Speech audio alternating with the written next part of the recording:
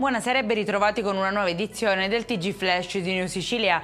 In apertura non ce l'ha fatta il 24enne Nicolas Magro, capitano del Palazzolo Calcio. Dopo quasi 6 mesi di coma è deceduto in ospedale dove era ricoverato a seguito di un grave incidente sulla Mare Monti avvenuto il 13 luglio scorso. Il cordoglio, il dolore e il silenzio è totale in queste ore nella piccola città siracusana. Tanti commenti e i post commossi di amici e conoscenti sui social.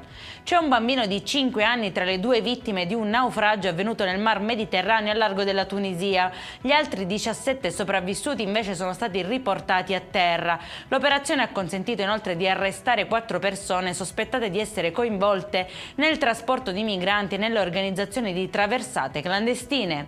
Caos a Palermo, a pochi passi dalla piazza dove questa sera si svolgerà il concerto di Capodanno, con Biagio Antonacci come ospite speciale. Un giovane, per motivi ancora in corso d'accertamento, avrebbe seminato il panico in strada lanciando bottiglie di vetro tra le auto in transito. Gli automobilisti spaventati hanno chiesto l'intervento dei militari ed è scattata la denuncia.